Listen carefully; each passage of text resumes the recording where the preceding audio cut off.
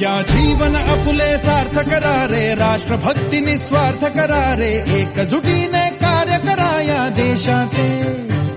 या साथी बना अनसाथ करा रे, मातृभूमी ही आज पुकारे. जागृत होऊन कंकण बांधू दिवस रात्र झटण्याचे. मातेच्या पायाशी हे अर्पण प्राणाचे, फेडूया ऋण आम्हा हा जन्म लाभला त्याचे. घेऊ हे ब्रीद हाती आसे